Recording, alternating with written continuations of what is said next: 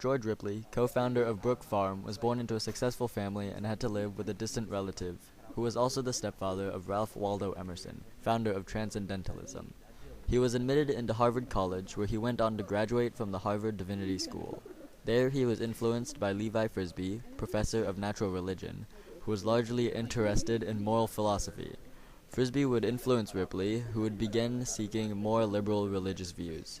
Ripley was then made as the minister of the Purchase Street Church in Boston, Massachusetts, where he began to question traditional Unitarian beliefs.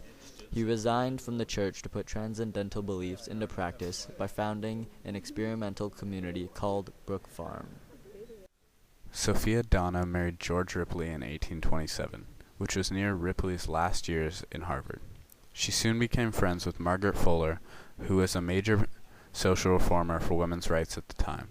Sophia was one of the women to attend Fuller's first series of lectures. Fuller explained to Ripley her goals of equality between men and women and her philosophies on the issue. Brook Farm was founded just outside of Boston in 1841 based on the ideals of Transcendentalism. Transcendentalism was an intellectual movement in the religious grounds of New England. The first advocates were Unitarian ministers from well-off families who questioned the Puritan history. They were inspired by European Romanticism, and they embraced human passion. They looked for deeper meaning in human existence, and they believed people could come to know the infinite and eternal. George and Sophia Ripley thought that the industry was too tolling and dull, and that society wasn't equal enough. They also thought that the correlation between physical labor and the well-being and mental health of a person should be addressed.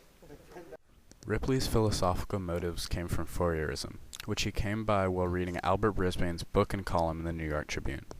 Fourierism would become the foundation for this transcendentalist community.